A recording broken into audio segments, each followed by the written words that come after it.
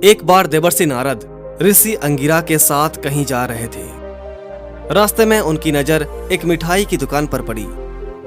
दुकान के नजदीक एक कूड़ेदान था जिसमें कुछ झूठी थाली पड़ी हुई थी। झूठी थालियों से लगा झूठन को खाने के लिए जैसे ही एक कुत्ता आता है वैसे ही उस दुकान का मालिक उसे जोर से डंडा मारता है। डंडे की मार खाकर कुत्ता जोर से चीखता हुआ वहां से चला जाता है।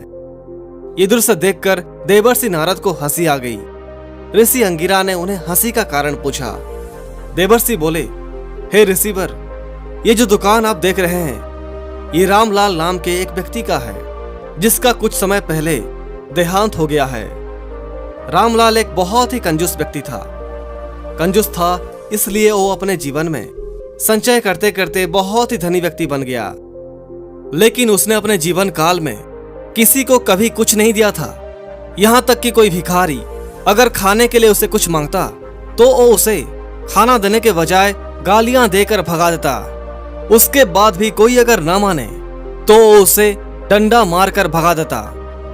उसके मृत्यु के बाद उसका सारा संपत्ति के साथ साथ उसका संस्कार भी उसके बेटे को विरासत में मिली। ये जो कुत्ता आप देख रहे हैं जो आज एक एक दाने के लिए मोहताज है, ये वही रामलाल है जो इस जन्म में कुत्ते की योनि में है। विडंबना देखिए, जिस दुकान से उसने इतने सारे धन संपत्ति इकट्ठा किए उसी दुकान के कूड़ेदान से उसे झूठा भोजन खाने के लिए भी नहीं मिल रहा, बल्कि उसका अपना बेटा उसे डंडा मारकर भगा रहा है। ऐसा इसलिए हो रहा है क्योंकि कभी वो खुद भी दूसरों के साथ ऐसा ही कर रहा था। यही है मनुष्य का कर्मफल। कर्मफल के इस खेल को देखकर मुझे हंसी आ गई थी। दोस्तों, मनुष्य का कर्म उसके मृत्यु के पश्चात भी उसका साथ नहीं छोड़ता।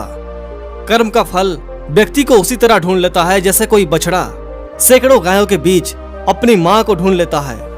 कर्म चाहे अच्छा हो या फिर बुरा, उसका फल अवश्य मिलता है। इसलिए जरूरी है मनुष्य अपने कर्म पर ध्यान दे, हमेशा अच्छा कर्म करे, जितना हो सके दूसरों की मदद करे।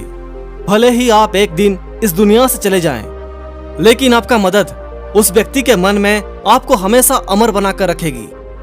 2 दिन की जिंदगी है दोस्तों, खाली हाथ आए थे खाली हाथ ही जाएंगे, तो फिर बुरा काम करके बुरे कर्म फल लेकर क्यों जाएं?